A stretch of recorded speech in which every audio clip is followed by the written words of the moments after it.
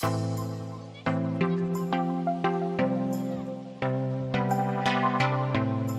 so this is Stu here for Love Your Anatomy, and you may be wondering why I'm half naked as usual, but this time I'm here with Karen Kirkness, and I'm here because she's going to do some body painting, which is then hopefully going to land up in a new book, which is called, do we have a proper working title for it yet? Yeah, it's Spiral Bound. Spiral Bound. And so it's to do with fascia, biotensegrity, and yoga specifically, so we can actually apply these ideas.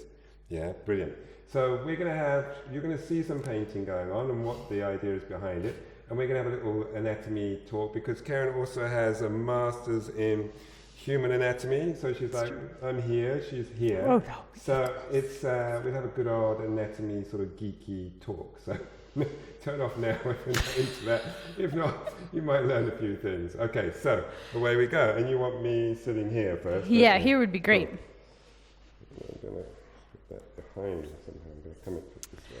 So you keep you keep wired up. Yeah. I see. Well, hopefully the wire can stand up to a few stray paint splotches. Yeah, that'll be good. That'll be good. Okay. So I'm working from this reference of Graham Scarr, who is showing in this particular schematic diagram the fascial continuities in a helical format. So how one muscle group transfers its force through. Cool. So I'm gonna take you right back to just defining some things that we're talking about. Okay. We've got to work at the same time. Okay. Luckily, I can multitask. Yes. If we had a fella here, it would be all down tools and one thing at a time. We'll see how we go. So, first of all, we need to define fascia. We do? Oh. So fascia is just one of these like avatars of the extracellular matrix. Okay. So it's just one word. And other words are like tendon, aponeurosis. You hear about fascia occurring in different aspects throughout the body. So it gets a different name kind of relative to where it is and what it does. And there's a big sort of discussion, I suppose, as to what is included. So fascia is a form of connective tissue, right? But some people say, oh, this is fascia. Other people say, well, no, that isn't, but this is. So where do you work from? Is it has to be part of the tensional network, or where do you come from? Well, I would say it all contributes to force attenuation. And it's all excreted by living cells. I always thought that was the most bonkers thing, is that fascia and the connective tissues of the extracellular matrix, it's the stuff of the body. Okay. It's not living, it's what we excrete. It's what the living cells produce to help attenuate forces through the body. And so trying to keep everything within a certain bound of tension, or what roles is it playing? So it defines the cellular web, and then it kind of serves as a diagram of forces. Right. So as the forces build up and conglomerate, the living cells excrete more of the extracellular matrix to reinforce the organism where it needs more strength. So it responds to the local forces, so it would change its nature a little bit. Local and global. Okay, all right. And come on, you've got to paint too. You can't just talk. We're really going to test you. I feel like a man. Maybe the Karen needs to stop at some stage and focus on what she's doing. Yeah. And so this is going to be a little fun interview of comings and goings, I think, as far as amount of focus and concentration. But at the moment, she's just going to splosh some white paint on me. Yeah. And the idea, we'll multitask with our interviewing as well. So the idea or the focus of this painting at the moment is not just to paint muscles on me, is it? Because we could sort of do that relatively easily. We could do that. A cartoonist can splotch on bits of meat. I'm now downgrading to a bit of meat. Not you, but it's sort of that illustrator look where your objective is to make it look sort of like a cartoon muscly man. Yeah. And we're going from the other end of the spectrum instead of the contractile units to make it look like your average sort of superhero. Yeah. But we could do that maybe next time, in time for Halloween or something. But this is more to do with looking at the diagram of forces. Okay, that are playing out. Yeah. So it'll make some more sense as we go along and you see what begins to develop. So we have this material called fascia, which is a connective tissue or form of connective tissue, but not all connective tissue is fascia. Is that right? That's right. Yeah? Yes. Cool. So far, so good? So far, so good. So... Wow. This is a new material. Yeah, that you're painting. Right? Yeah. So I'm testing out... And I'm going to come out in a nasty rash. No. Hopefully it hasn't been tested on animals, but it's been tested on something. Yeah. Fruit or something. Maybe fruit. It was fine on apples. There was no problem at all. It's hypoallergenic. You should be fine. Although the painting part is actually known to be quite relaxing. For you or me? Well, for us both. But you in particular, because it's really kind of sort of therapeutic. Excellent. So you might even get nod very sleepy. Yes. Unfortunately, I don't have a back to this chair, so I'll land up on the floor. Oh, that's a factor. So we have this material. We have also a concept of biotensegrity. So where are we coming from that? How does biotensegrity change from the classical model of human movement, biomechanics? Well, that is a very good question. That's kind of the question. This is sort of what is biotensegrity? Because it's very esoteric and,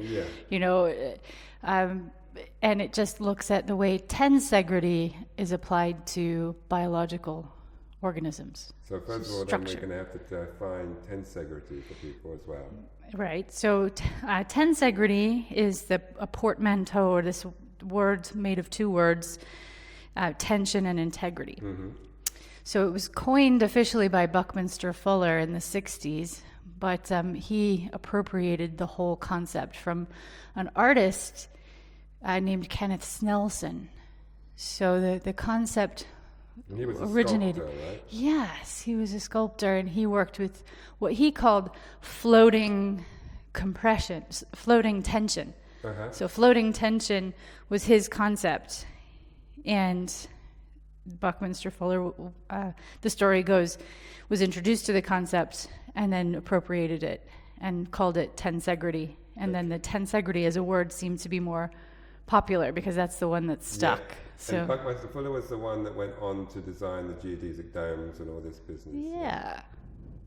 So we'll put a picture up now of a tensegrity structure, maybe one of just those symmetrical sort of things. And so I suppose that what people should be looking at is the fact that the compression parts, which are easily identifiable as these sort of struts, are not actually touching, are they? They're floating and held in space by the tensional stuff around them, as against a continuous compression structure.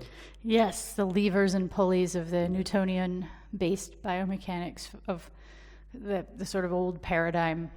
A lot of people are describing biotensegrity as this paradigm shift in biomechanics, where the force and the load is transferred on a molecular level in the cytoskeletons. Yeah.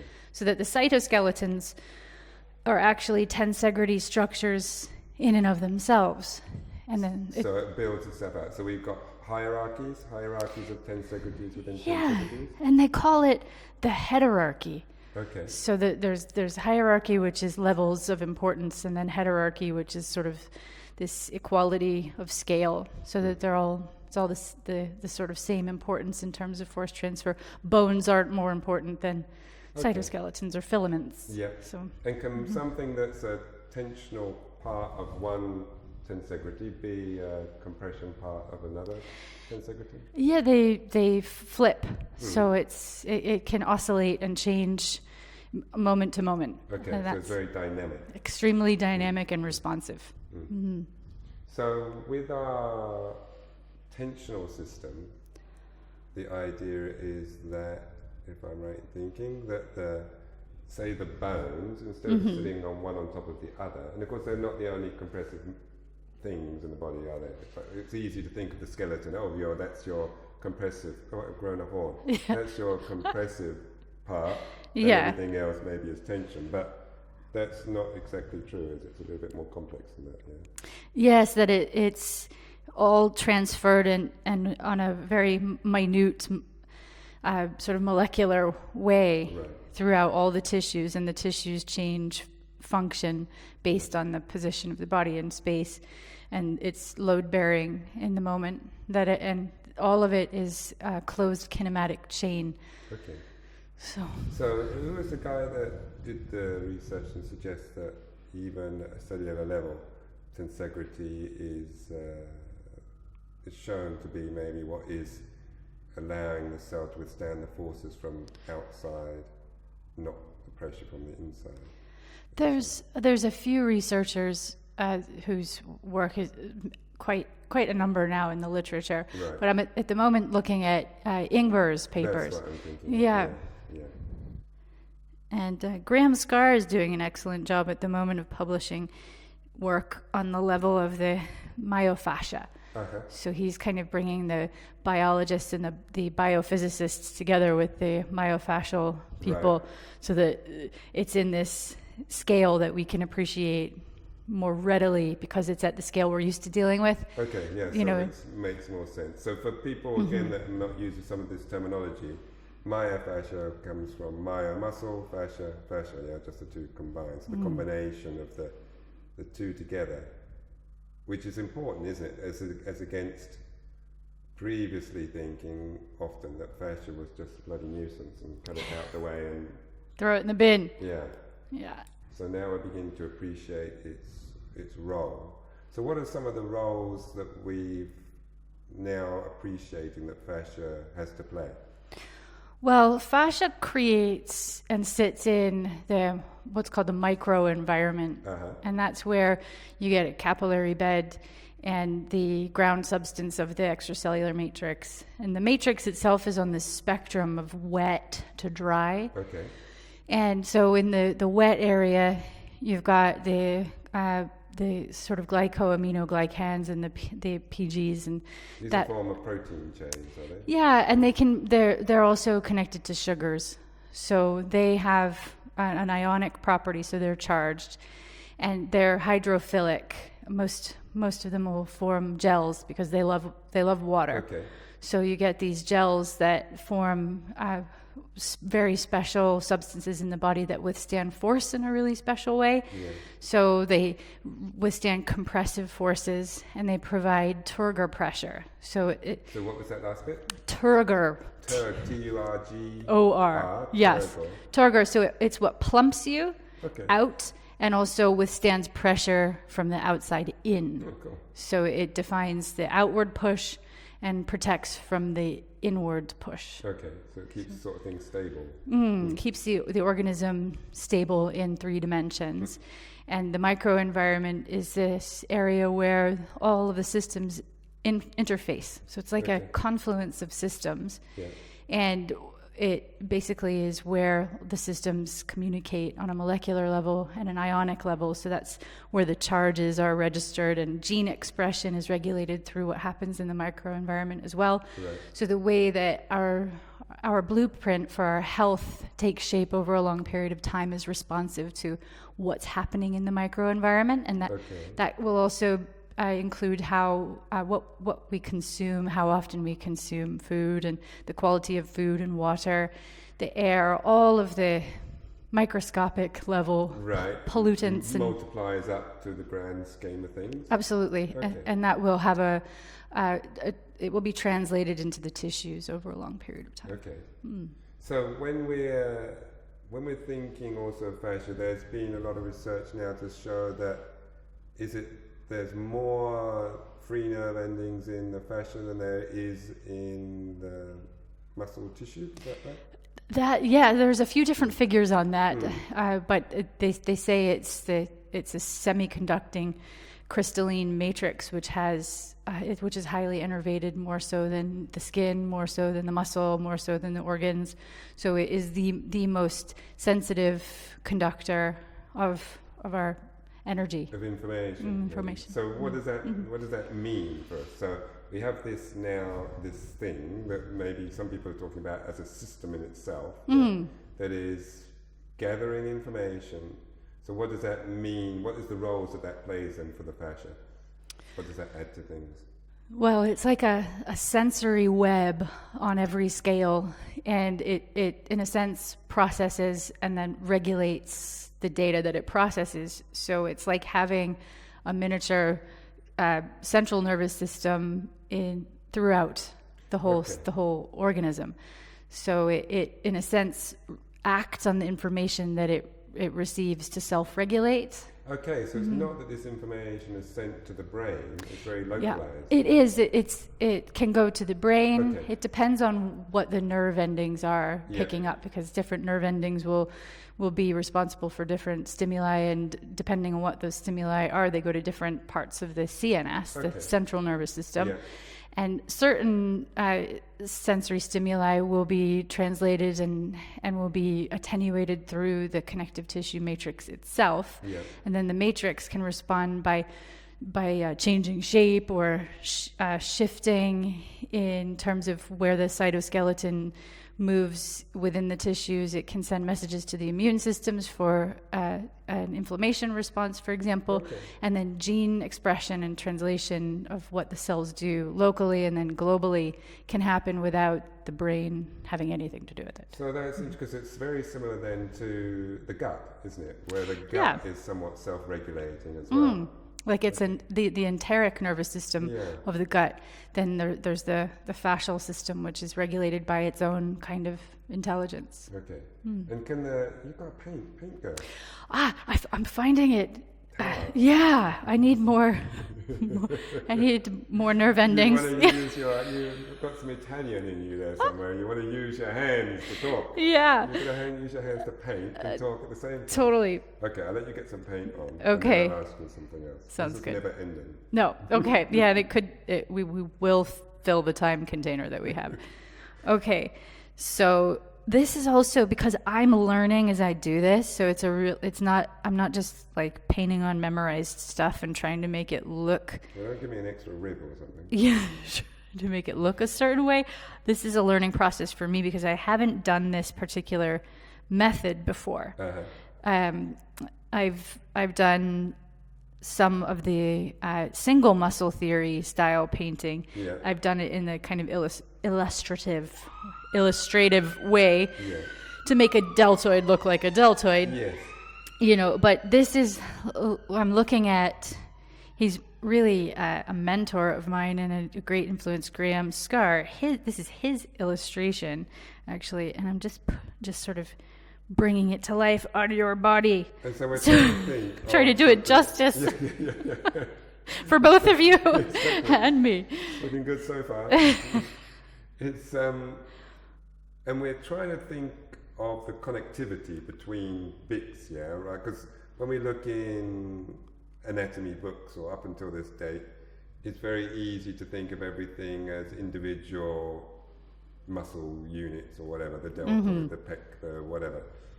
And so getting away from that, we're trying to think of how things work together and how forces are distributed and That's the long and the short of it. Yeah. Okay. So this is what you're doing now is showing how one area potentially connects to another. Isn't that it?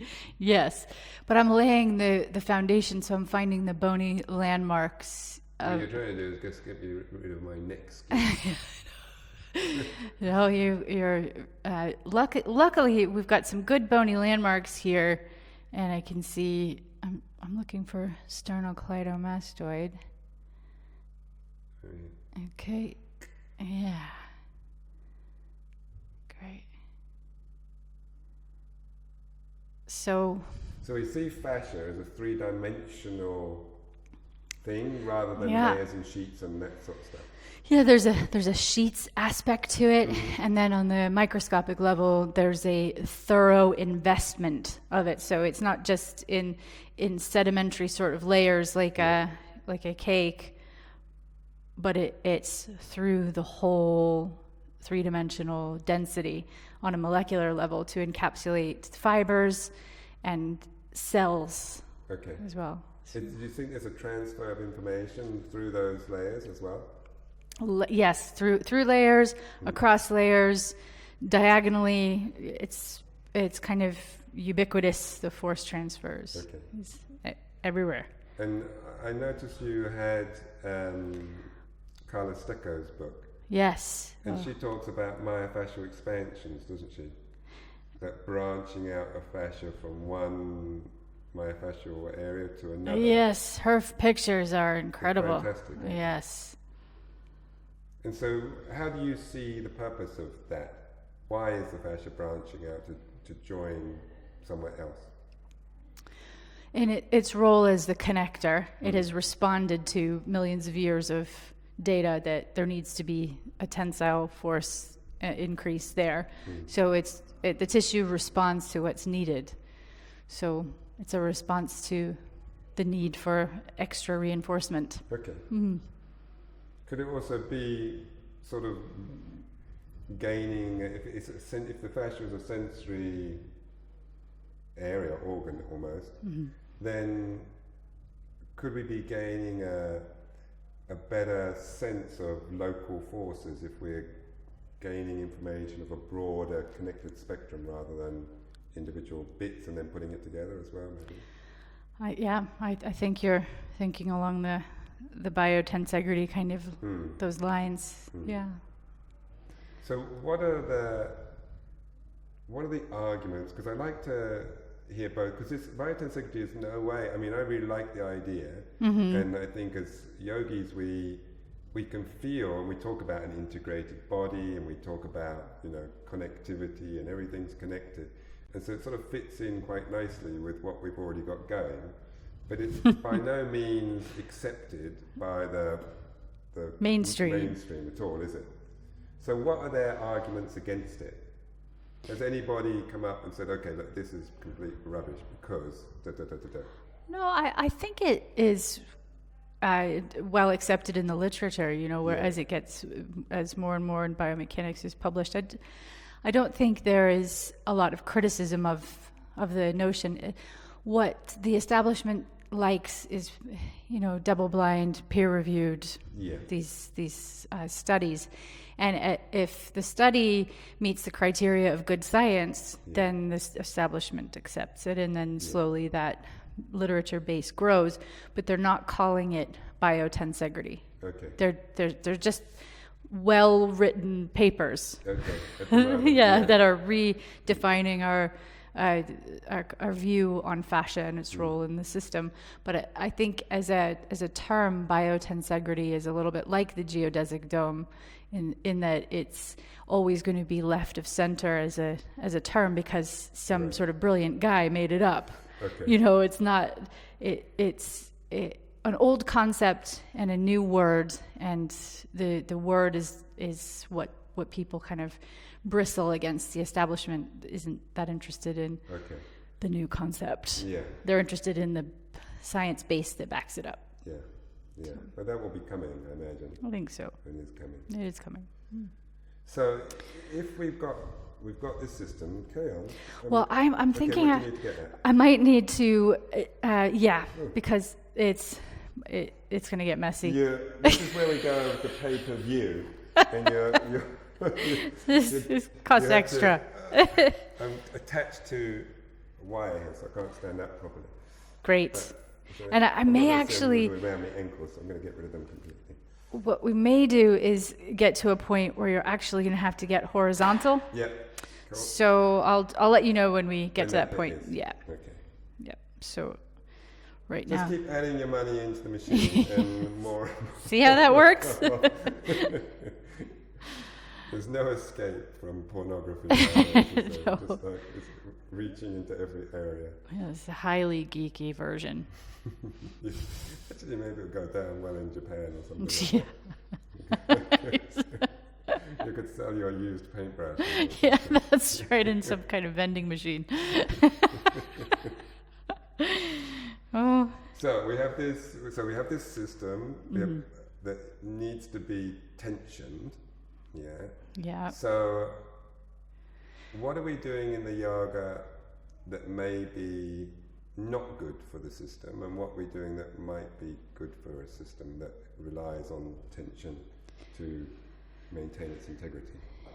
Yeah, and that's a very relevant question, because I think what people like to accuse yogis of is overstretching, and that yoga is all about the stretch. Yeah. We don't get the equal and opposite strength factor to integrate the system. And Biotensegrity is talking about the system as pre-tensioned, so it already has all the tension it needs, and that there is no real way to overstretch. That is an illusion. Okay, so you can't. You say you can't change the tension within the system. Or that you can change it, but that it's pre-tensioned, and that if you're a walking, talking, mobile unit, then you work.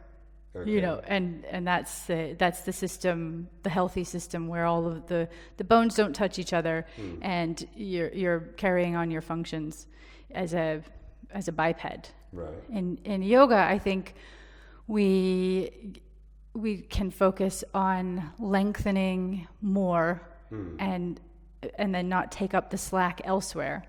So I think in yoga we kind of treat the extracellular matrix as kind of a playground, you know, and we want full range of motion, but it depends on which lineage you're coming from, because not everyone in their yoga practice is trying to get their leg behind their head or stand up from the back bend, you know, into a standing position. So I think it depends on which methodology you're approaching a practice from. Right.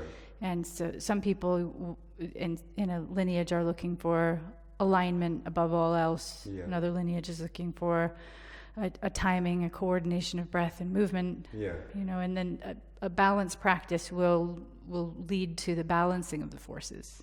So what do we see when? Come on, keep going. I'll talk for a sec while you do. So what are we seeing when, you know, sometimes people get very mobile, shall we say? Maybe they're already too mobile, and they, in my mind, they maybe don't have enough strength, and the body seems less integrated. They have trouble controlling their body in space. They can, and holding it within gravity in a certain position, yet they can flip and flop around the place in whichever direction they want to go. Have they not disturbed the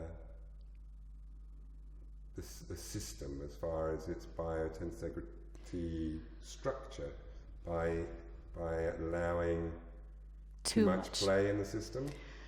I would tend to come at it from that point of view, because I am also from the yoga background, and the hardcore biotensegrity interest group would say it's not possible. It's not possible. Yeah. Interesting. So we are coming at it from this total functional point of view. We want everyone to be strong and flexible, have the strength to support the flexibility, and we're seeing it in terms of the functional application, whereas the biotensegrity people are more, they're like biologists. Okay.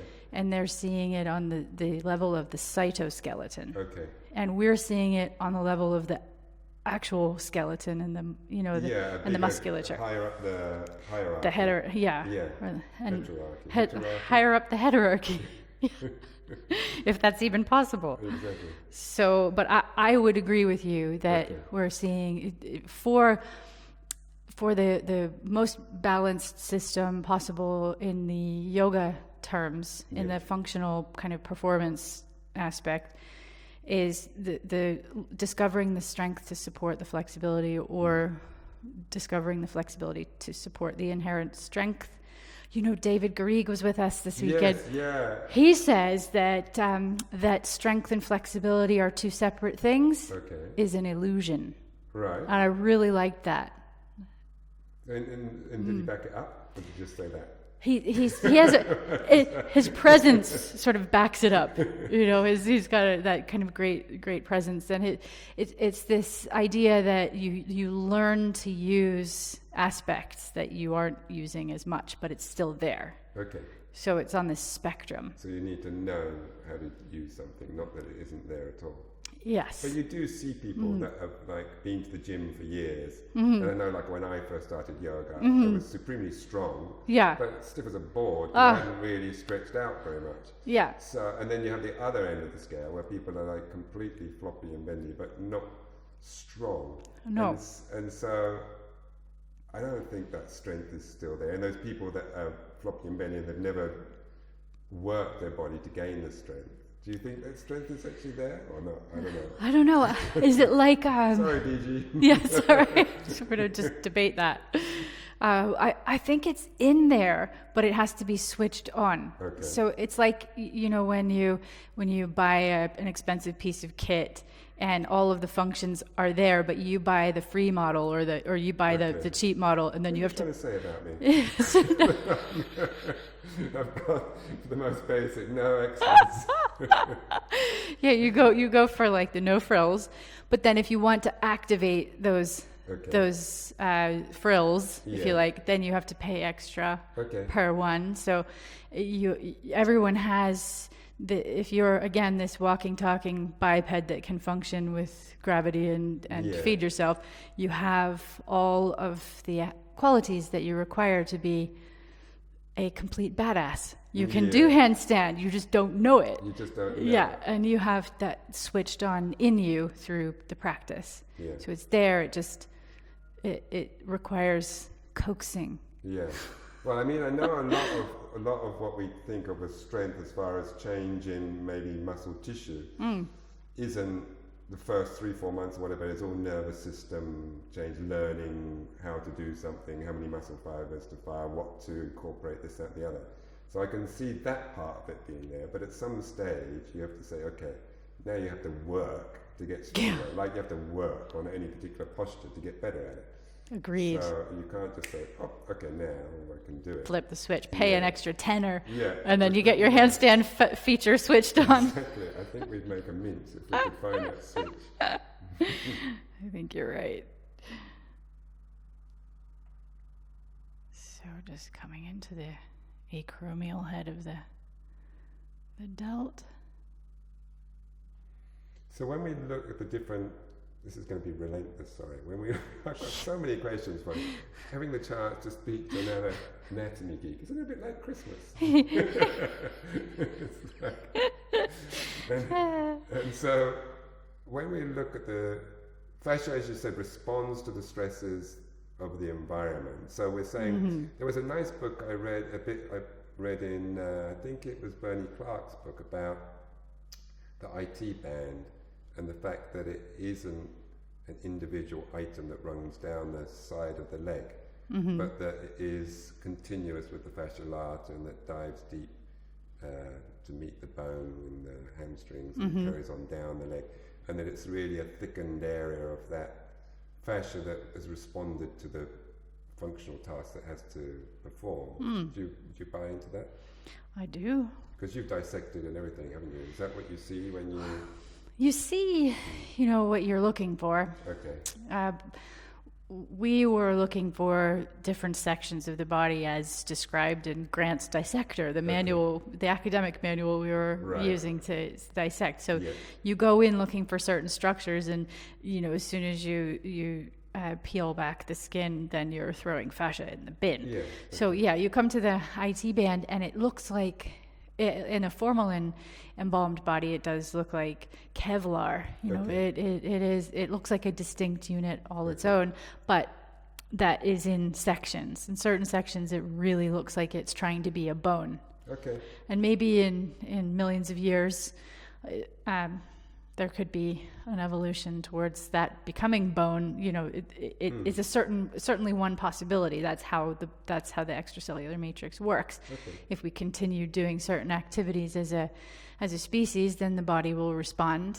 But I also saw how fascia then changes its nature completely in another section of force transfer. So higher up the leg, continuous with the TFL, it's embedded into the system, and then continuous with the posterior chain around the back. So, so I would agree with all that. Yeah, I would go with that. And so when we, sorry, come on. So we have this different.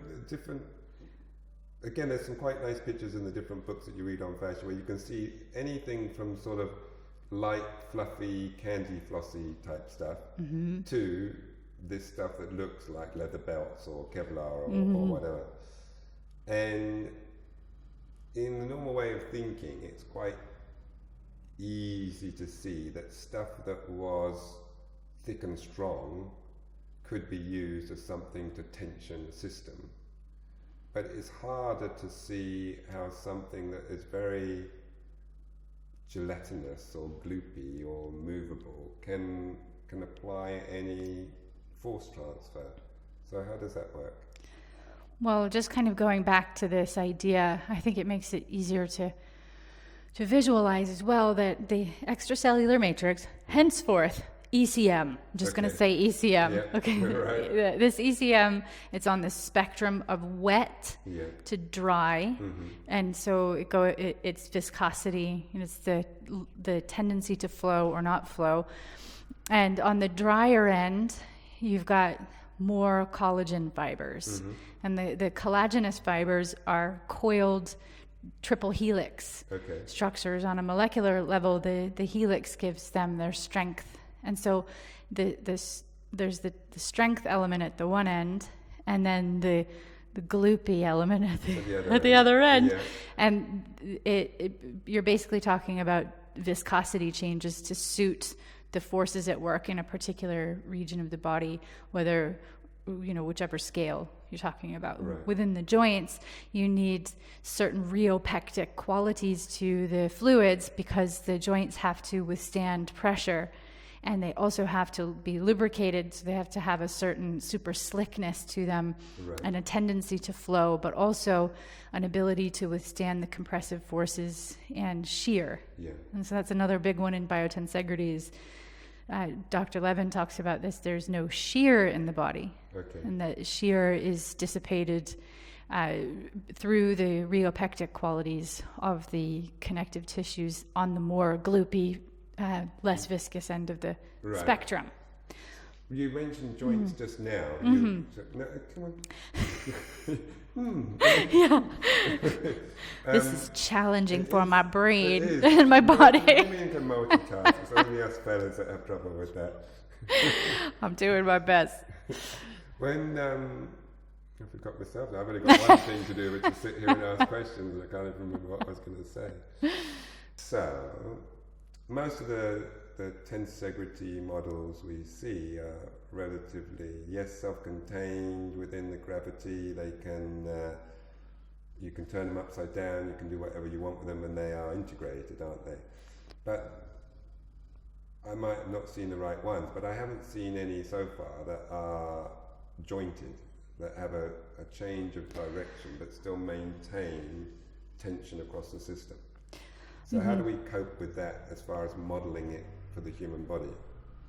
I think the models of biotensegrity are a really exciting development, the manifestation of our understanding. Yeah. So as we get to understand the force transfer better, and as we understand these closed kinematic chains, then people are building models of them, and there's a few different models that are out there, and Dr. Levin in his house has this most amazing collection of biotensegrity models, which are fantastic.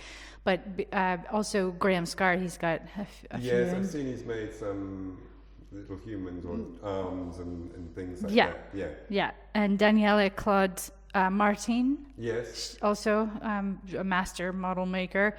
And so you start to see some of the implications of biotensegrity joints. Okay. And one to Google is Graham Scar's elbow, icosahedron tensegrity model of the elbow. Cool. So he's got it actually inside the model. Nice. So the elbow working with the model is very good.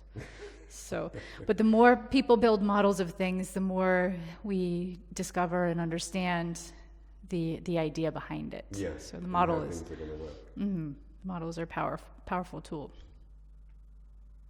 And so we've been doing yoga, obviously, for however long, thousands of years or whatever. Not us personally, but it's been, or just any. Just used to. Yeah, just me. I have been reincarnated X number of times.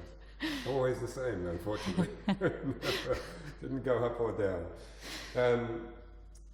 So maybe our understanding of fascia wasn't there before, or appreciation for fascia, but we were still doing the postures that we were doing. Now we're trying to appreciate the value of fascia. Mm-hmm. How does that change how we would do things, or does it change how we would do things? Because we're always influencing the fascia, the muscle tissue, whatever, whenever we do something, because it's integral to the body, isn't it?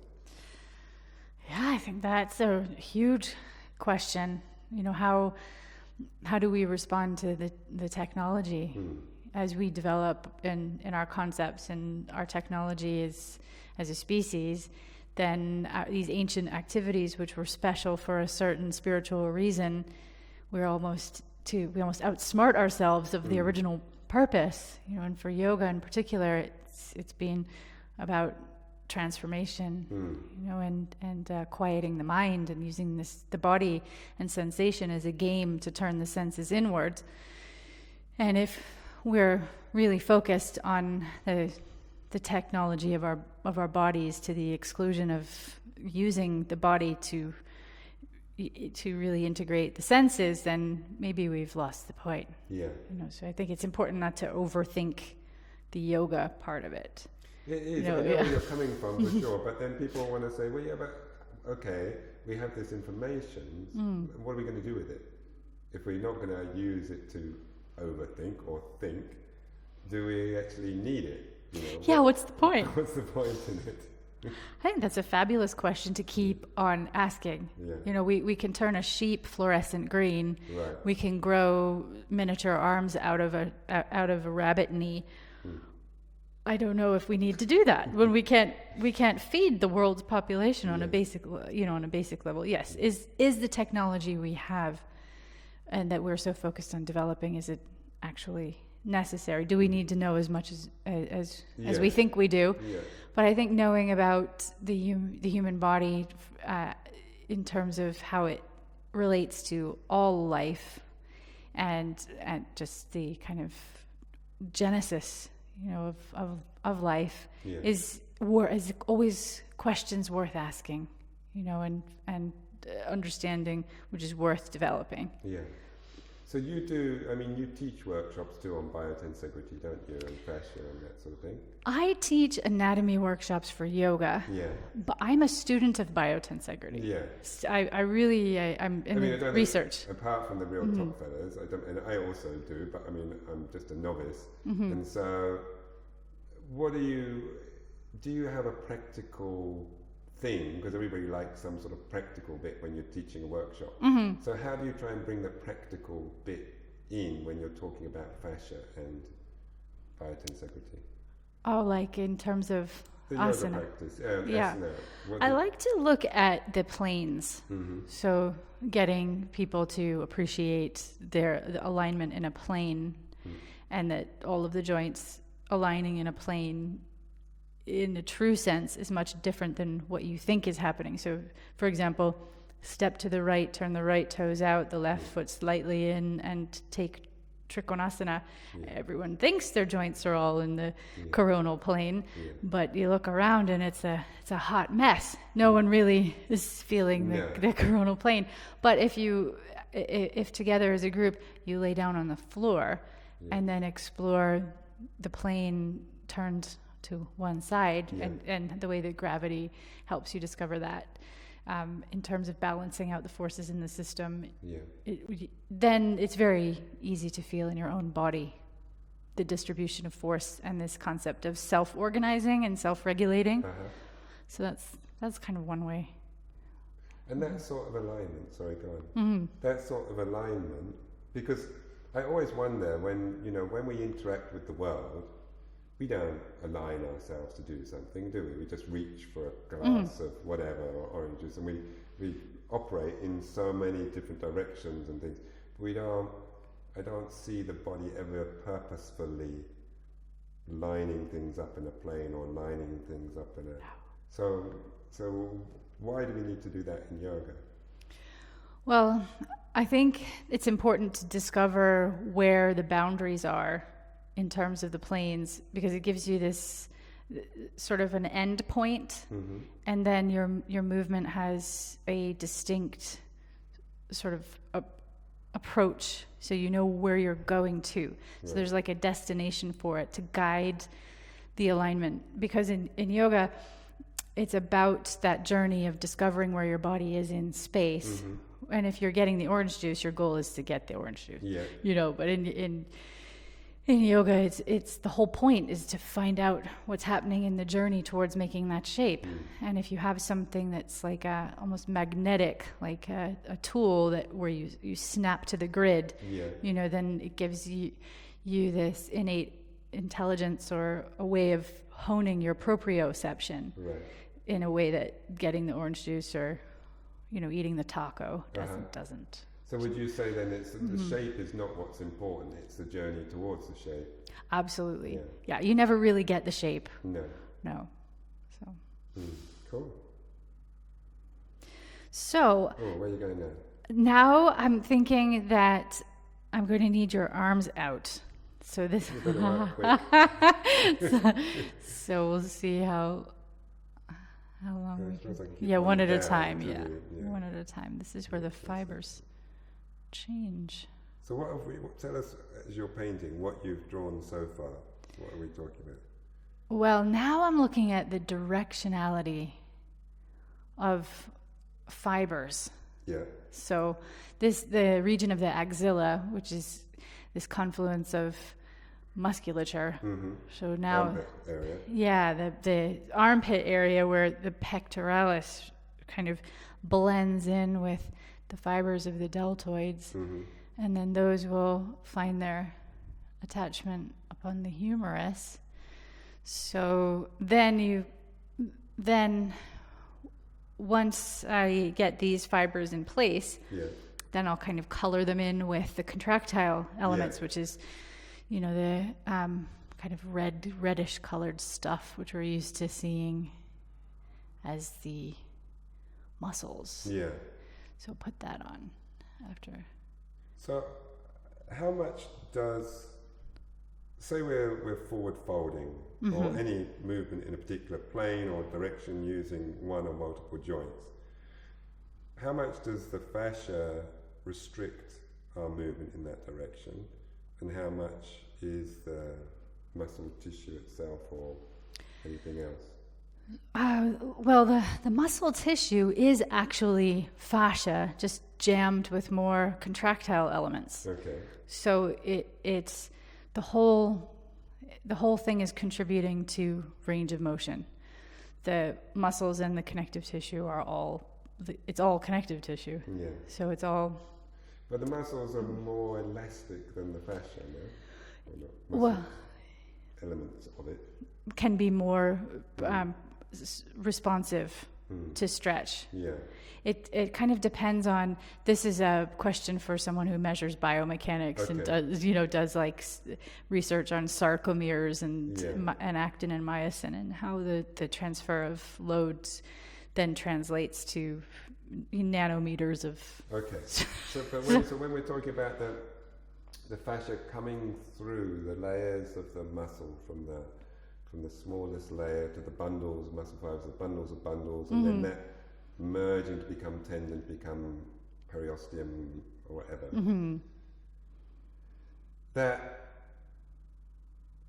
how much does that to get our heads around it, what is it that's causing a shortening when we are moving a joint through a certain range of motion? Well, Thomas Myers talks about things being locked short or locked long, Okay. dysfunctional in either case. But some things, if they're locked short, it's locked in the connective tissues. Okay. So I think that's what your question's getting at is Okay. what's the limiting range? Yeah. The collagen fibers that encapsulate the muscularity element. Those can be locked because they've been. That's the way they've behaved in response to the microenvironment. Right. So that can be, what you've eaten, drank, watched, what you've consumed in your whole life, plus genetics, and the way that fibroblasts work and when they secrete the collagen, and the whole cocktail within the tissues will dictate that level of compliancy or non-compliancy in the tissues. Okay.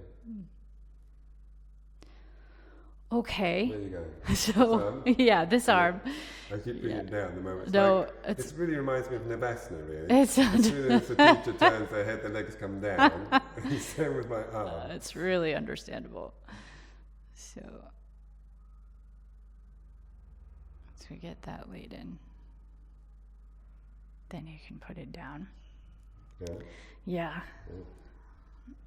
Okay. So, now I think it's time for.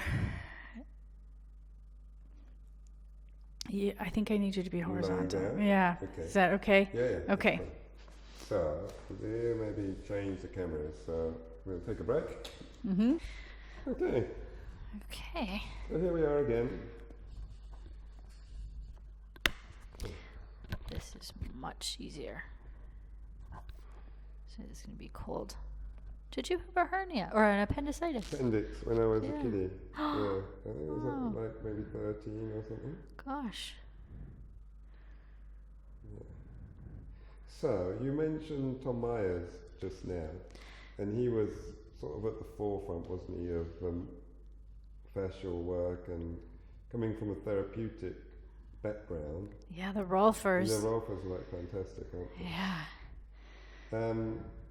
So, he's got his book Anatomy Trains. Which everyone should get. Everyone should get. Yeah. So he managed to dissect off the body these lines. He nicknamed them trains, didn't he, to give you this idea of lines of continuous tension. Can we call them lines of continuous tension? Sure. Through one muscle to the next, by dissecting the fascia or the tendon, which is also fascia, off of the bone without disconnecting one from another. So we've got like a line from the sole of the foot all the way up from the plantar fascia, the Achilles tendon, gastroc, wasn't it? Into the hamstrings, the sacrotuberous ligament, up the rectus spinae, the ligamentum nuchae back of the neck and across the top of the skull, wasn't it? So, like and that was a superficial backline. That's an example of superficial backline. Well remembered. Yeah, it's not the only one I can remember, unfortunately. So, we have him saying that this is there, and there's some rules for these lines, isn't there? That they're not meant to change depth. Is that right? And also there can't be a dramatic change of direction. Yeah, and he likens them to the railroad system, and then there's roundabouts and interchanges and yeah. So, but then I read something. I think his name. Actually, he's the guy that I'm doing the dissection with in the summer, called Julian Baker. Okay. And from Functional Fascia, and he says, let's be clear, these lines don't exist. That you can basically cut anything off of the body in a particular way if you want to. Yeah, a hammer sees everything as a nail. Yeah. Yeah. So, where do you stand on this idea? I would say it's the prism you're looking through. You know, the lens that you're looking through will color what you see. Yes. So if you go in looking for certain discrete named elements, Yeah. you will certainly find them. Yeah. If you look hard enough and you use your scalpel in a sculptural way, you can Fashion what you want. Yeah, fashion. Very much pun intended, but yeah, you know, I feel them, and you probably feel them too in your practice, though, that I feel the anatomy trains are very much present in some way, in a very sort of practical, visceral, tangible way. Yeah, and you know, we do feel that, and you can feel tensions in particular areas of one part of the body or another as it's influenced by when you move one bit relative to another. But I know that there's sort of certain people that are trying to create maybe yoga sequences relative to these trains. Mm-hmm. Is it possible to do that, do you think? I think and so. Is there any purpose to it? Without upsetting those people? Well, I think anatomy trains, you know, people's study, it is a lot like in yoga where you're kind of advised to have one teacher. Yeah. And you have a teacher as an influence for a long period of time so that you can really get to the marrow of what they're talking about. Right. And any other sort of cursory consideration of their work is incomplete. Okay. So we can't really, I think, talk about anatomy trains on a level, a meaningful level, without going through the structural integration course that's offered through anatomy trains. You know, yeah, I think being with him and being in his trainings would be important for really asking those questions. And I would hope anyone developing yoga sequences based on the anatomy trains will have gone through that type of thing. Yeah, I think he's, Guru Shisha. It's the individual time with somebody who's spent 30 years developing an idea. You got to really get in the ring. Where was I going next? A bit difficult when someone's tickling your body. Yes.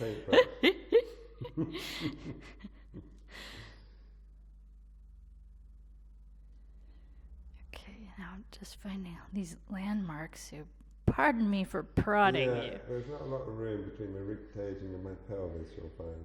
Interesting. Which is a bloody nuisance. Yeah.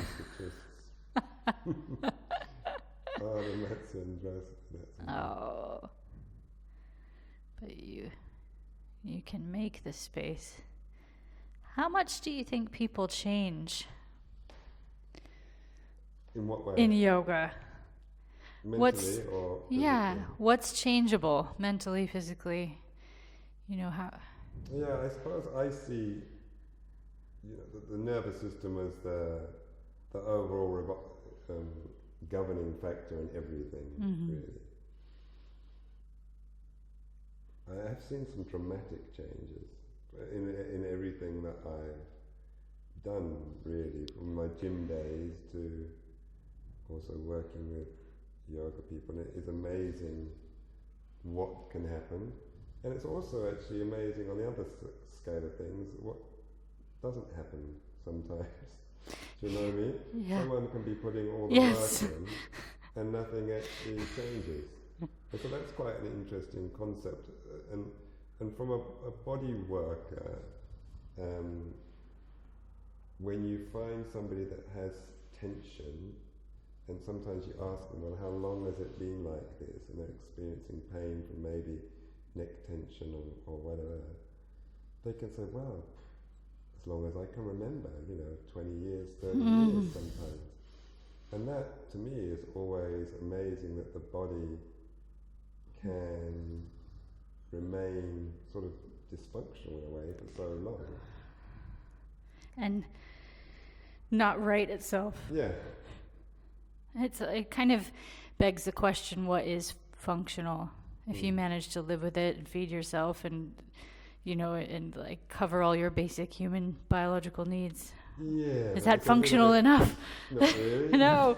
Why do we want more? Because it's like driving a Mini or driving a Ferrari. I agree. I'd be driving a Ferrari. Yeah. I think Gregor Mali talks about, when he discovers yoga, it's just once you achieve at that level that kind of well-being, you're not prepared to live in a body that can't do that. Yeah. Yeah. There is a certain,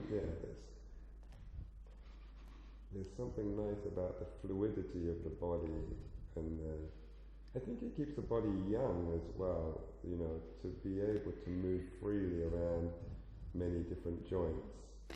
Joanne Avison talks about biomotion.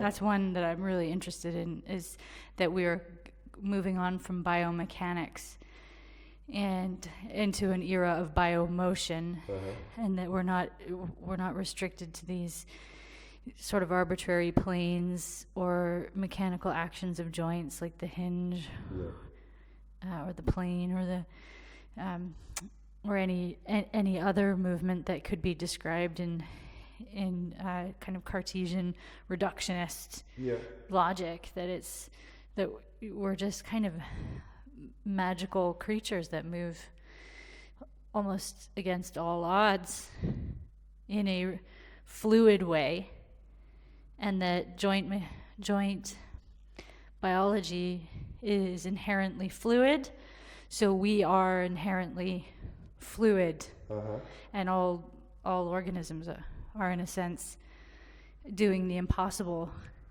moment to moment. It's mechanically impossible stuff.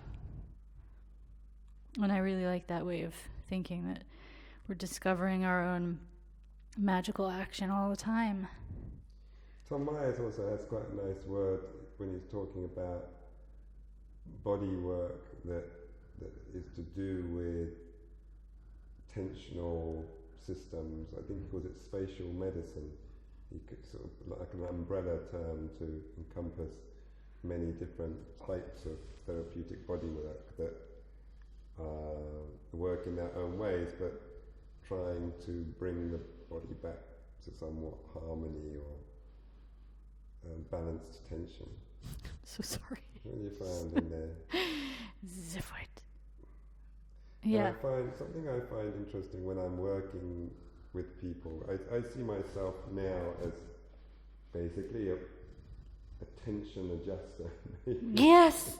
as far as the body goes. And something I find really interesting is that whether somebody comes for a pain in the wrist, say, or pain in the elbow, or neck tension, classically neck tension, or pain at the front of the shoulder, there are, for me, a couple of real key points that if you find excessive tension in those parts, so I'm thinking predominantly like the beta scap area where it attaches to the top of the scapula, you quite often find some trigger points there, that you find them from present when the symptoms are very varied, yet when you release the tension from that area,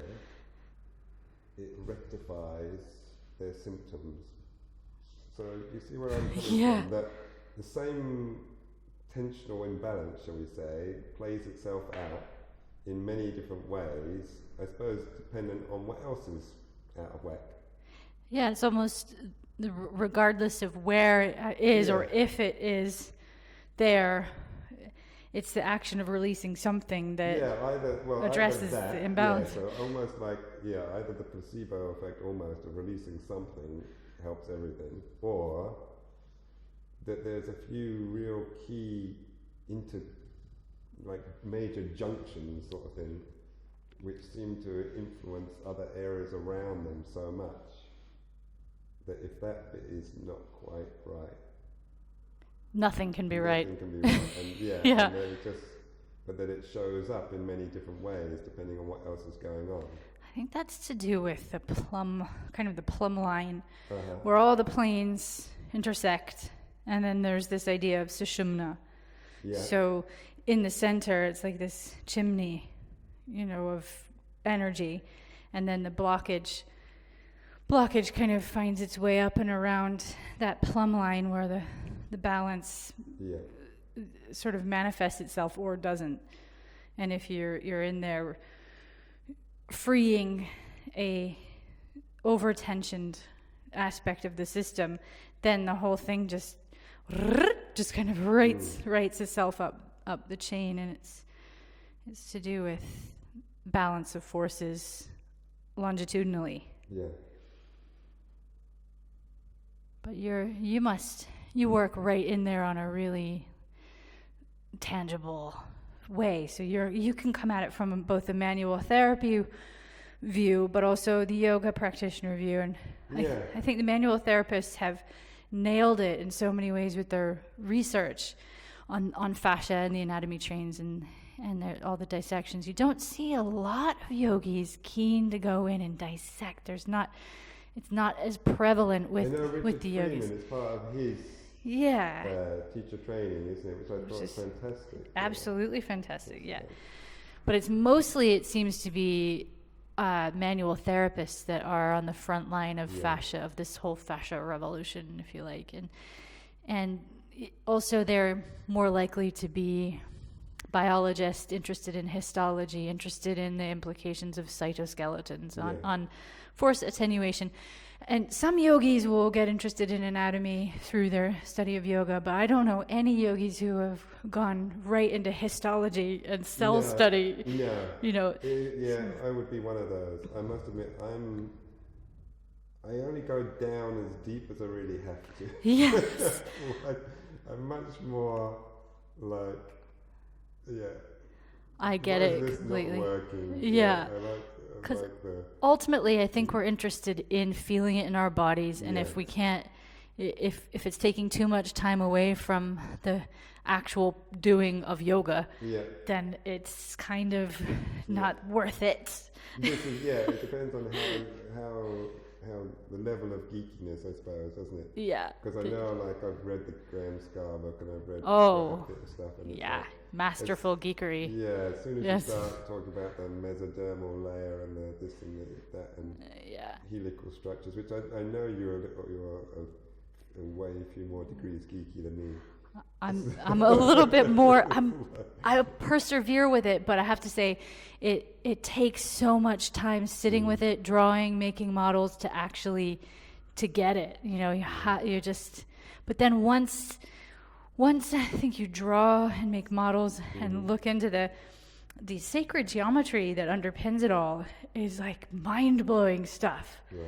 You know, and I've always been into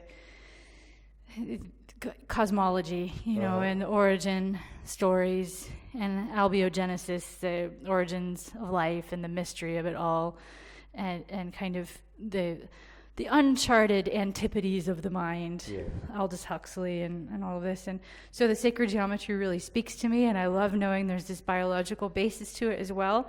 So the fact that the sacred geometry and the biology tie up in this really simple way, it's not even that.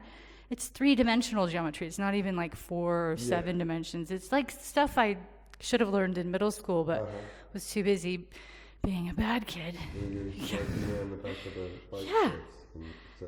Yeah, well, that was more high school, I guess. But it's not that complicated. It's pretty simple geometry in terms of its 3-dimensionality, and so it's easy once you get into it. Easier to kind of play around with and see the commonality. Yeah. Now it's working. Yeah. I was struggling with the when you were sitting upright. Sitting up? Yeah. This is a lot easier. Thank you. Now I just need to get your ribs in roughly the right place. Roughly. There's a lot of them. I'm sure I've got extra ribs. Yeah. They come down so far. Yeah. Well, you might need an extra one. One day. Who knows? Give it to Eve. Yeah. Something biblical. 1, 2, 3, 4, 5, 6. 1, 2, 3, 4, 5. Yes.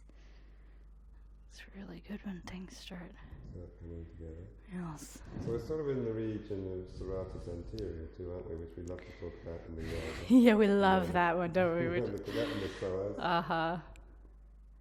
It's cult. It's got a cult following. And the latissimus is my favorite. So we'll save that one for after lunch. Yes, okay. So coming around the corner there. Yeah. So once I've got good thick white sections, then I'm going to go in with the muscle fibers. And again, my hope was to get all this done for the photographer Yeah. to go. You just keep stopping to talk, don't you? I know. You had the time. Yeah. But it's the units of concentration power. Is there an SI unit of concentration power? Joules. More porridge. Yeah. I do actually seem to require a lot more calories these days. So you mentioned in the warm-up the sort of the helical nature of fascia, or myofascia as it travels or through Yes, the parts of the body. directionality. So give us some examples as you're coming up and the purpose behind it doing that and not just running in straight lines. Okay, well, you can see pectoralis fibers as they work their way contralaterally. They're going to pick up in the obliques. Okay. So those will then angle down. But because there's so many different layers to it, external obliques and internal obliques will run at cross directionalities to each other, but they're continuing the lines on the from the contralateral pec. Okay. And that's because we do complex motions like, pulling carrots out of the ground, or always working oblique actions.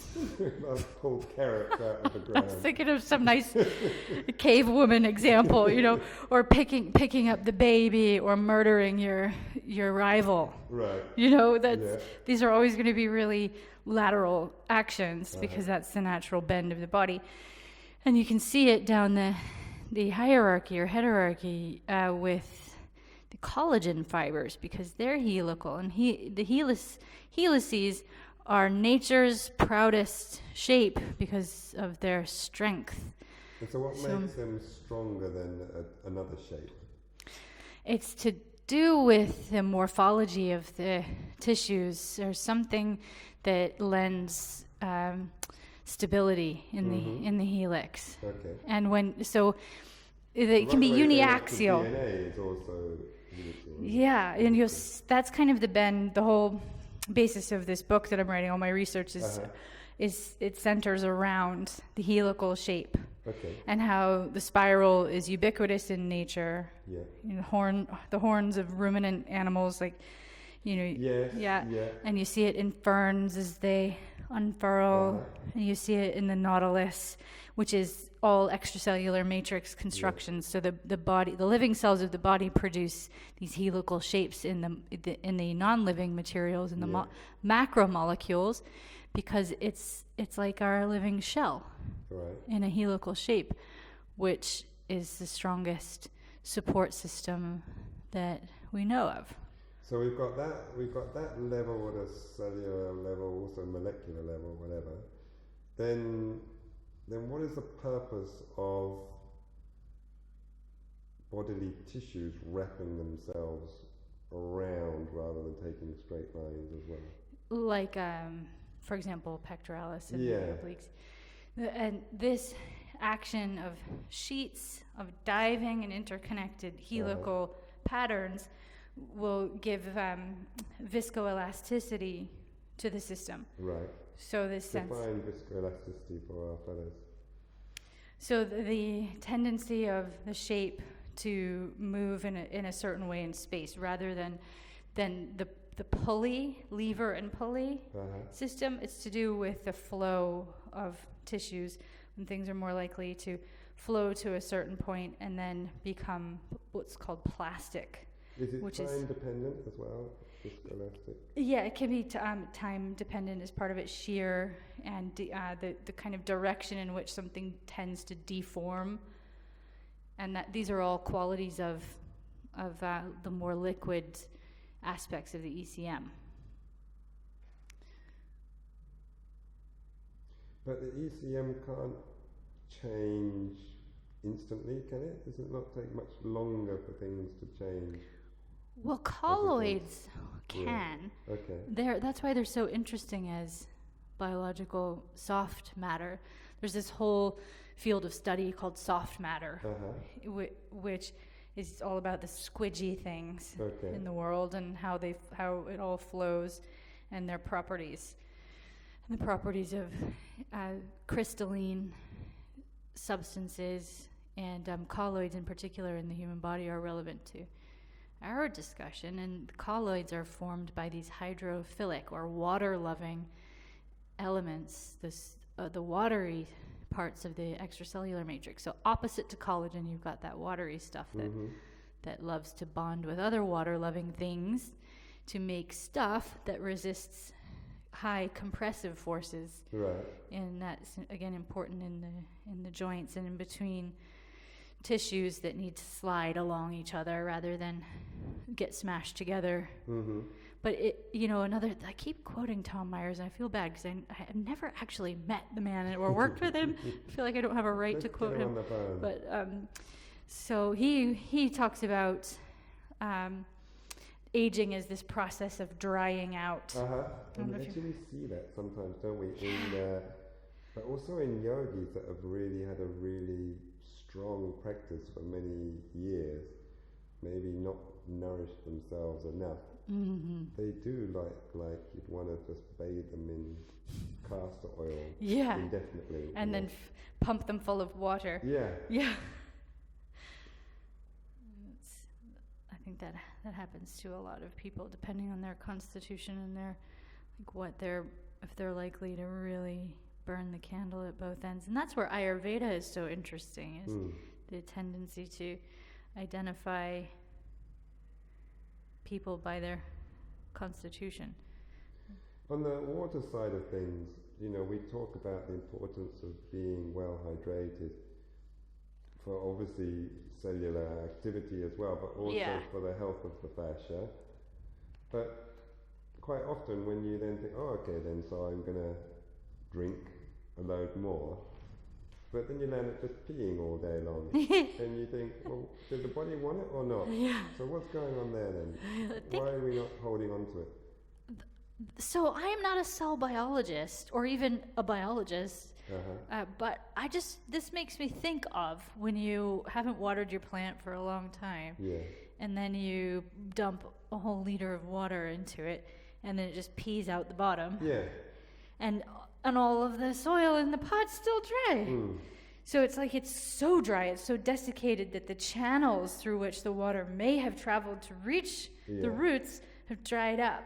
And I think that's what happens in the extracellular matrix, is your channels for the conduits have dried up, and the ionic factors, the charge has changed.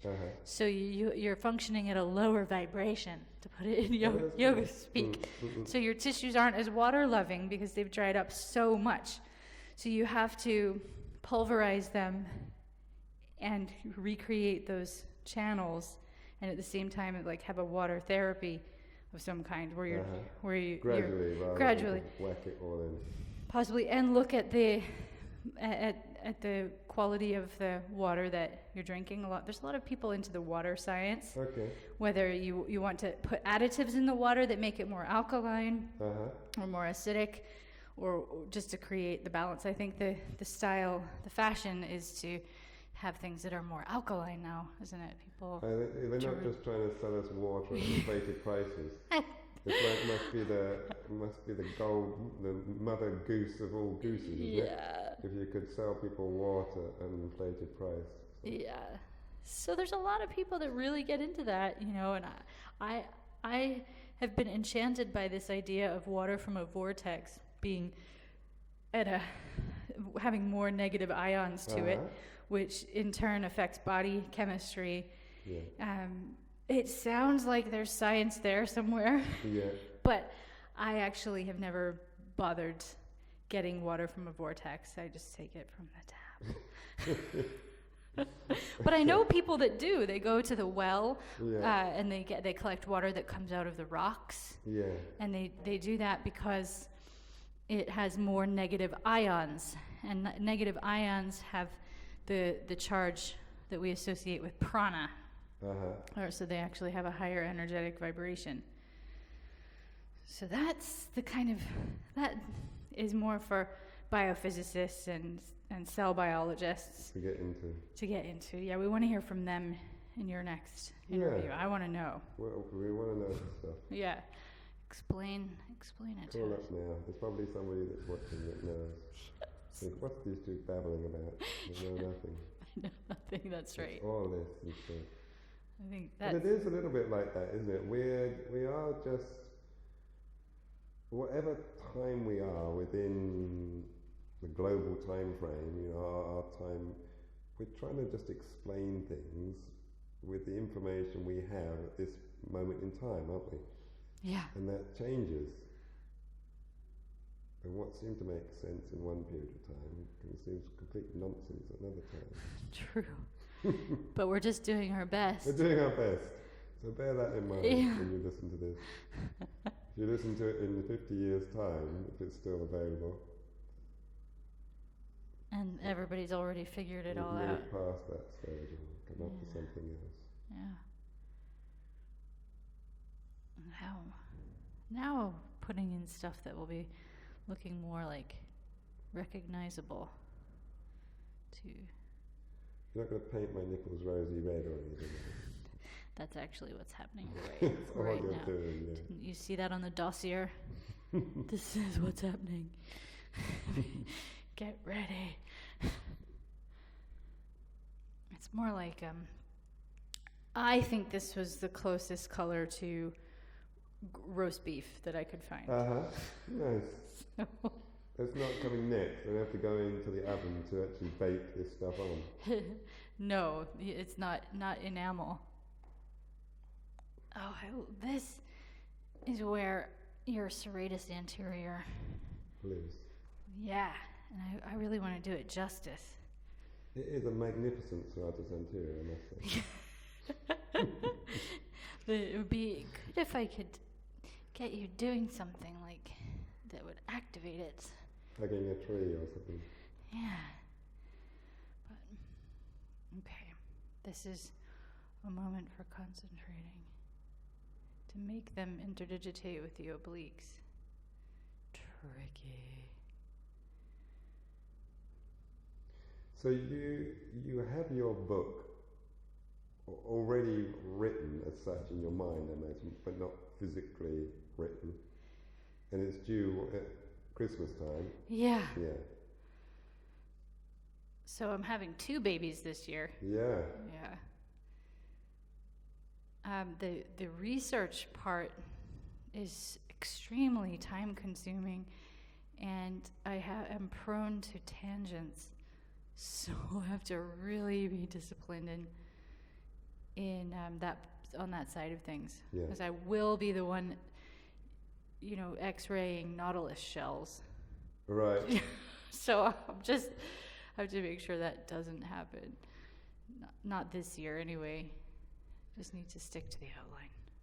Because you also have a whole side of you that plays with this 3D digital printing and everything as well. Is that related to what you're doing with the book, or is that some completely different project?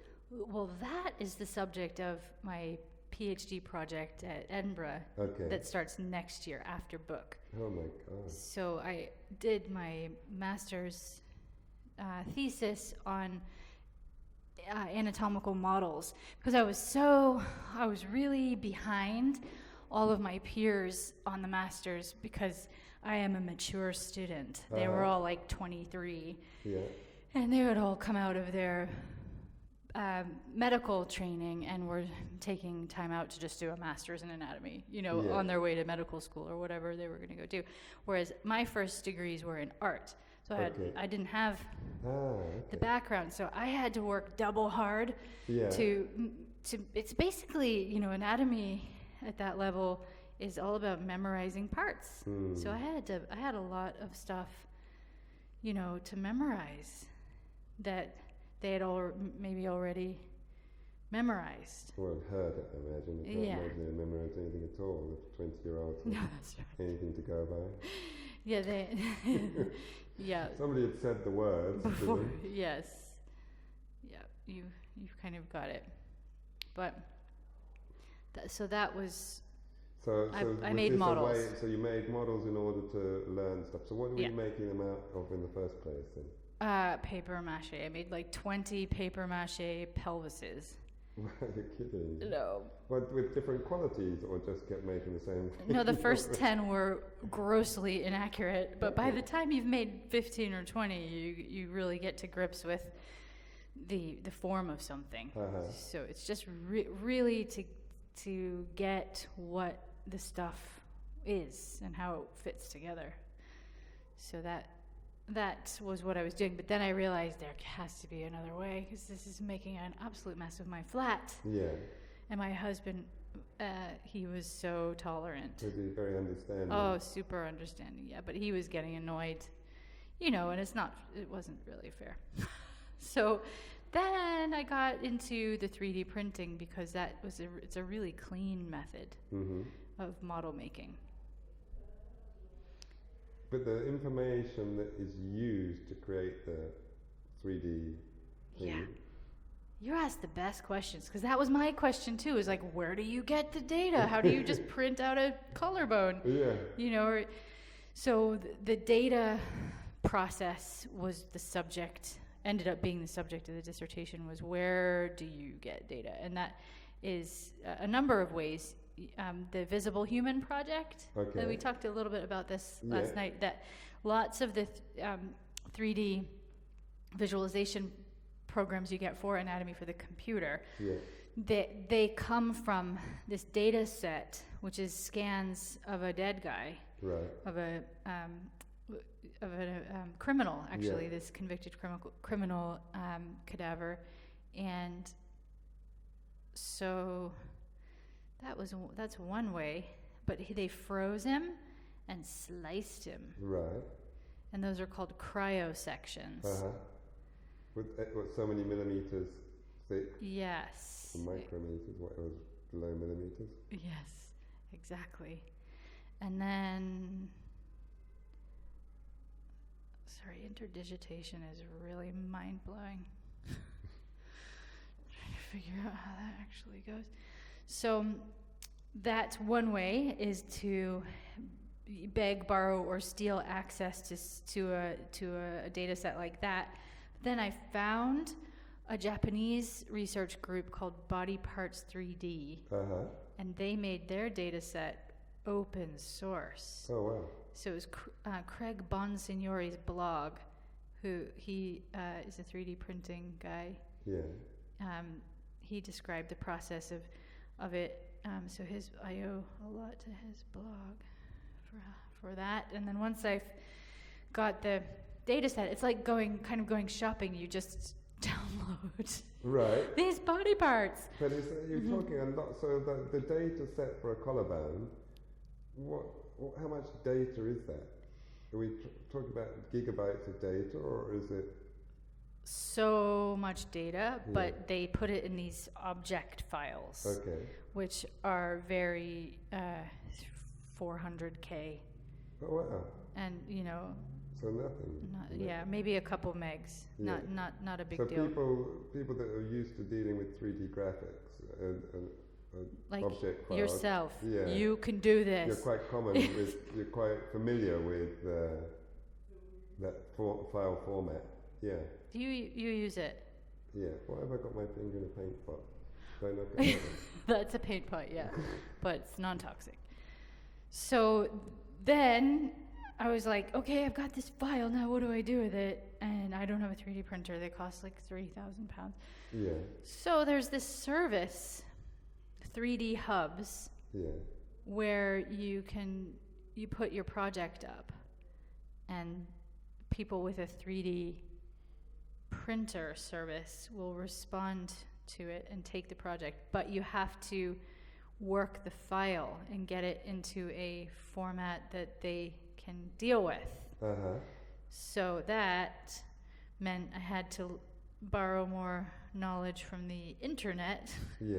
and figure out how to, fill holes and make other holes because the mesh, the file is made out of a mesh, so you have to convert it and ultimately get what's called an STL file. Right. So it's just like this process of changing formats to the file and then changing and altering the shape somewhat to make it suitable for 3D printing. But to be honest, I think even if you didn't do that, you could find someone who would do it for you. They just charge you more.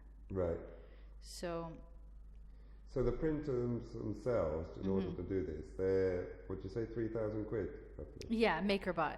Right. And in the end, I just bought a MakerBot because I started working with the distributor of MakerBots through this work I was doing with 3D Hubs. Yeah.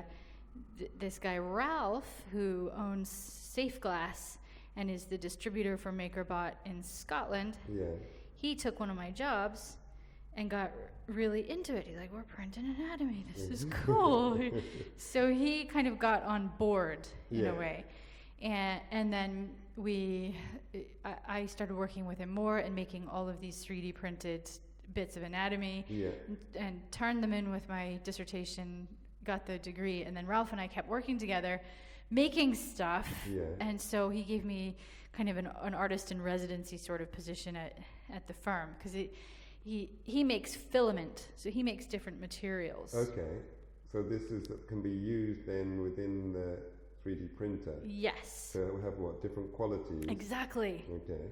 Yes, exactly. So that allows you to have a certain amount of elasticity in a bit and not in another, or that sort of thing? Yes.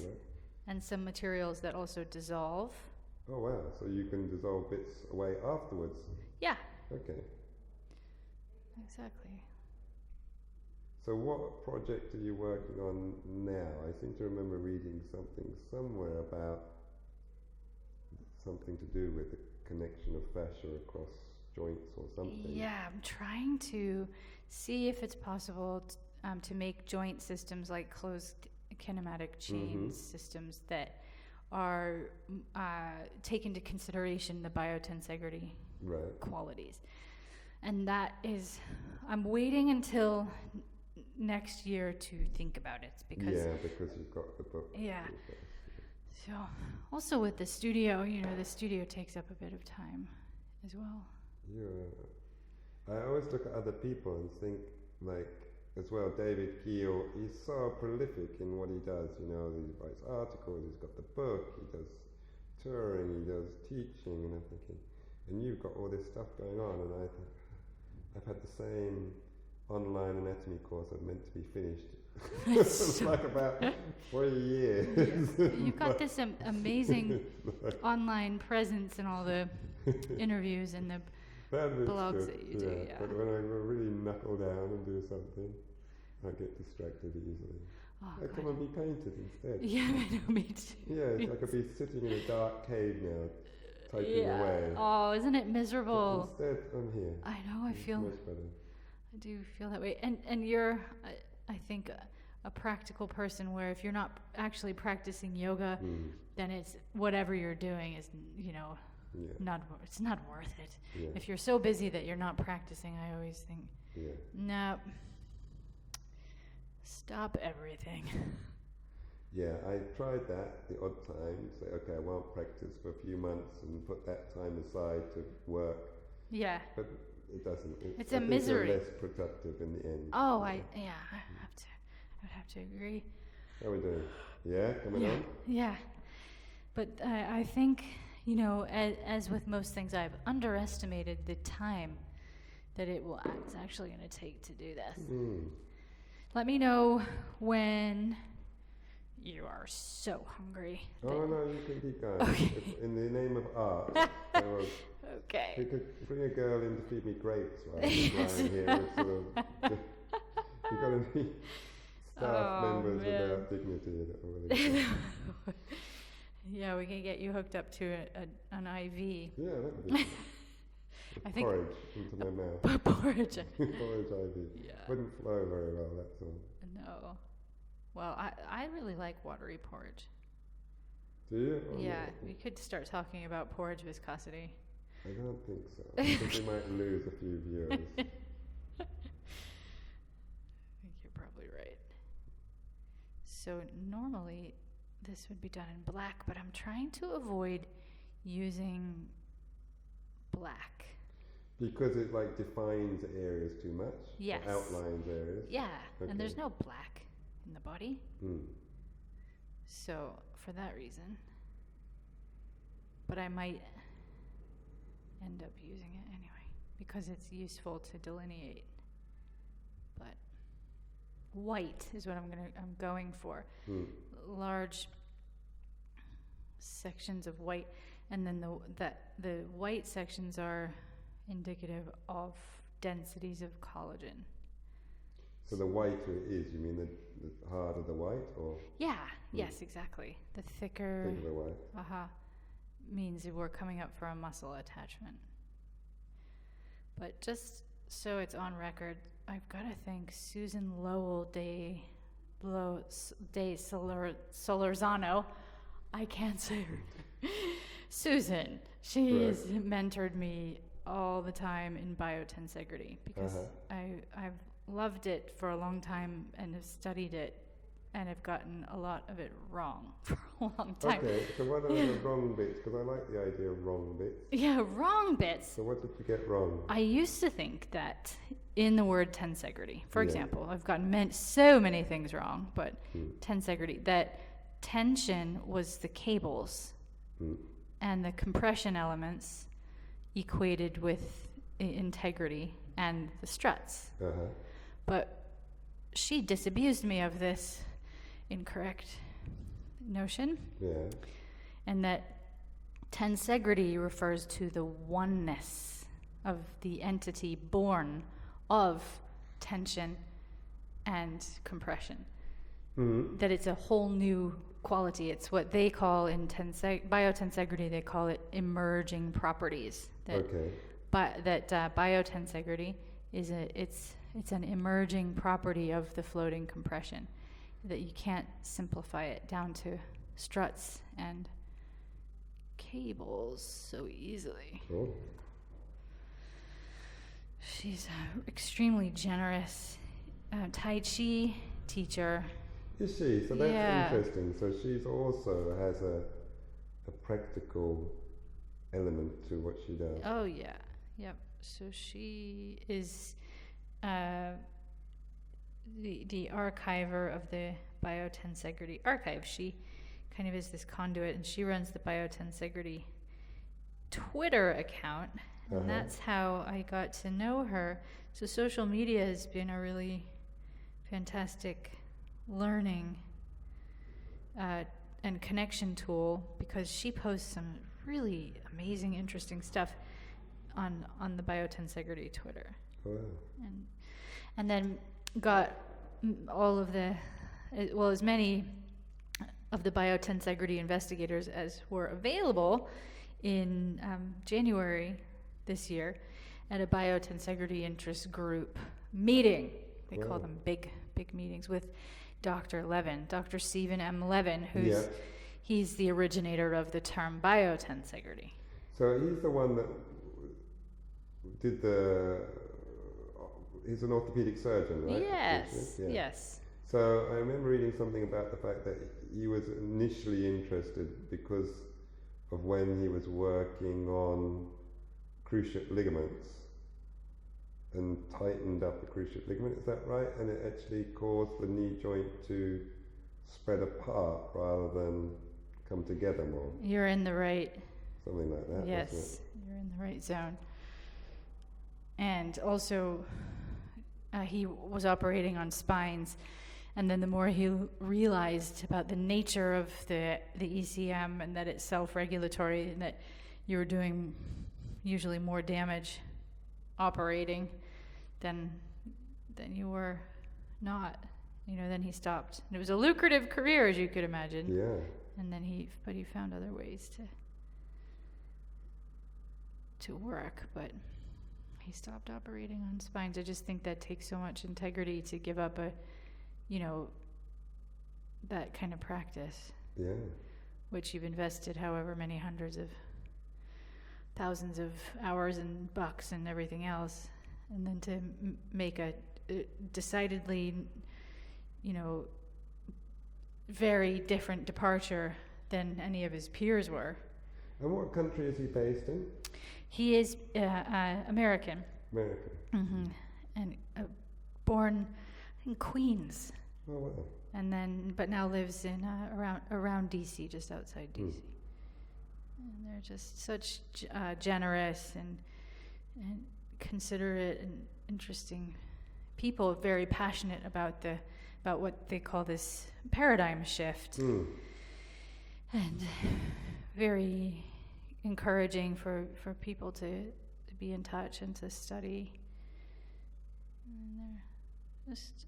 It's very much like the yoga community in a way, just that only the yoga community, is now extremely popular and very mainstream, whereas Biotensegrity is still a little sort of fringe group of...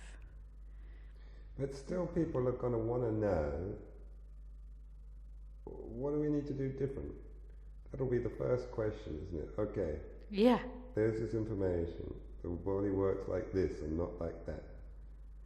Does that mean we've got it wrong in the way we were working to try and get more strength or more range of motion? Do we need to do it differently, taking into account these things?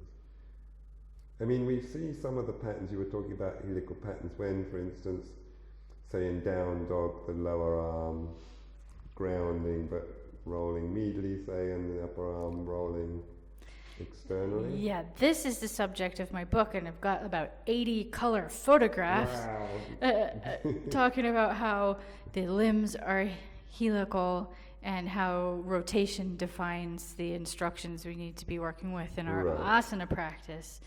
So it's exactly that. The shape of the ankle, the shapes of things in anatomy, are the study of the shapes is called morphology. And so the morphology, rather than like what we would think of as strength, is what defines our stability in an asana, like working with the actual shapes of the bones and the myofascia that drives the position.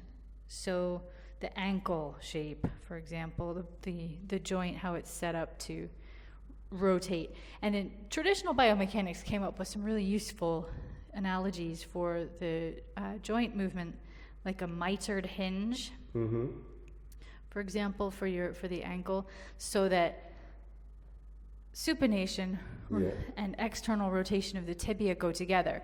So you're rolling up the arch of the foot, but then that's external rotation which goes all the way up to the knee. And if you think about back bending, in back bending we want the other rotation. So we want medial rotation for the femur to a degree. And how do those two opposing forces, where's the interchange for that? And how does that work together? So then the knee is a special transfer of that helical directionality, and the elbow will be the same.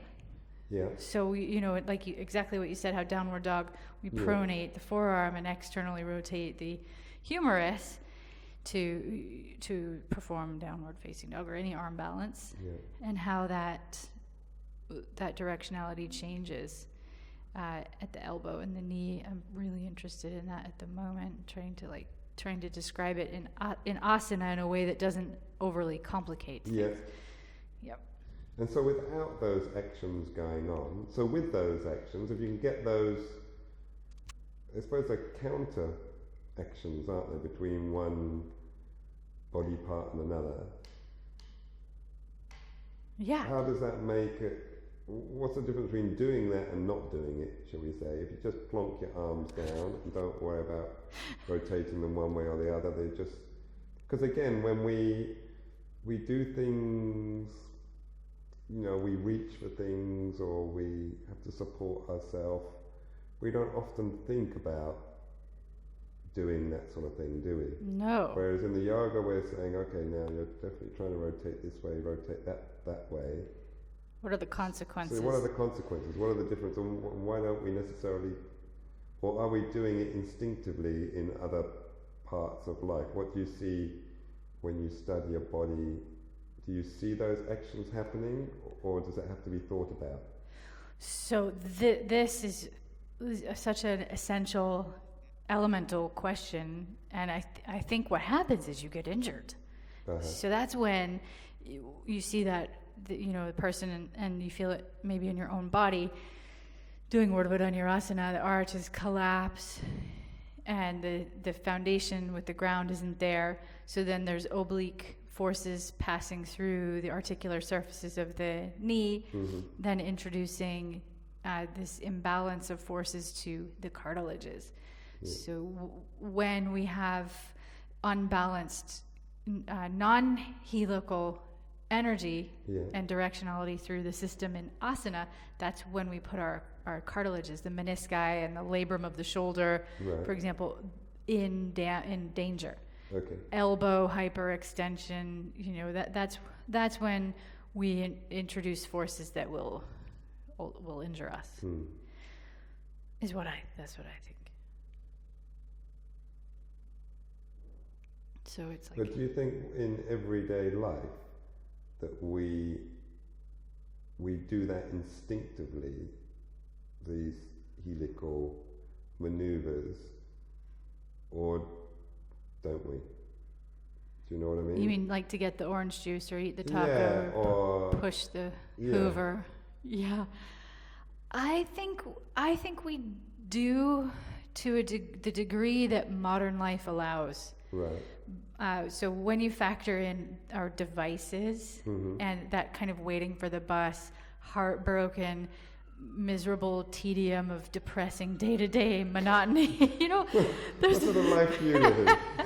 It's not describing my life. No, you've taken great measures to keep yourself out of those kind of biological patterns, but for like the most of the world, 3 kids and the mortgage is coming in, and I've got the bills to pay, and then I'm addicted to Facebook, and you get the locked short in the pecs, locked long in the back, and then many of us sadly get to a point where the helical nature of the tissues can't operate to the optimum level because our patterns have stuck us into these bad shapes.